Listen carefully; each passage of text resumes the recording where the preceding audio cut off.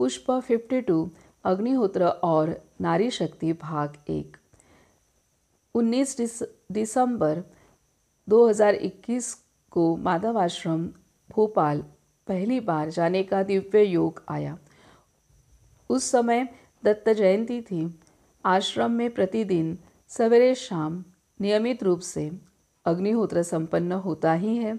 साथ ही पूर्णिमा एवं अमावस्या पर हर महीने में आश्रम में 24 घंटे का महामृत्युंजय यज्ञ संपन्न होता है, जिसमें भोपाल में रहने वाले कई साधक सहभाग लेते हैं।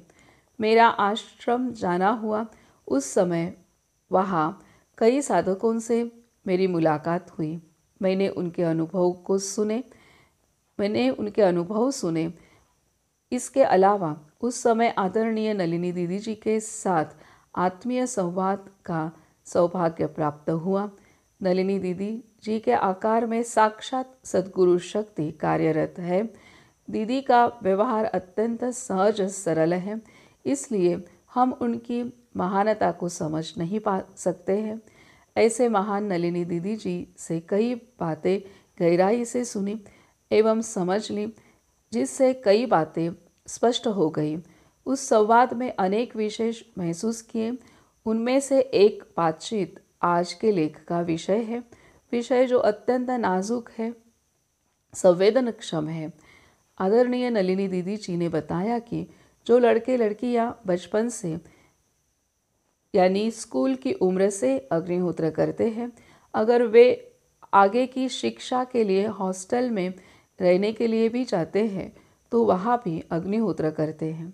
यहाँ तक कि अगर अन्य छात्र शुरुआत में उन पर हंसते हैं तो भी बच्चे छात्रावास के कमरे या गैलरी अथवा छत पर बिना किसी शर्म के अग्निहोत्र करते हैं। किसी भी परिस्थिति में वे अग्निहोत्र करना खंडित नहीं करते हैं। इसी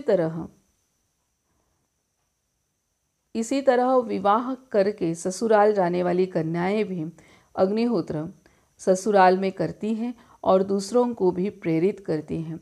यह बात सुनकर मैं बहुत प्रेरित हुई कि यदि अग्निहोत्र के संस्कार वास्तव में कम उम्र से ही लड़के और लड़कियों को प्राप्त होते हैं तो इससे उनकी ताकत अर्थात आत्मशक्ति में वृद्धि होगी।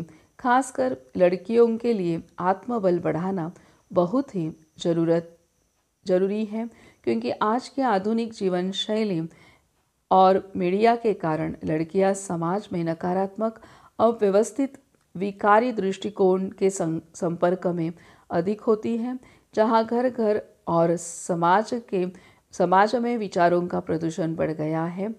यहाँ कोई भी महिला सुरक्षित नहीं है, चाहे वह 6 महीने की लड़की भी है या युवा या बूढ़ी औरत है।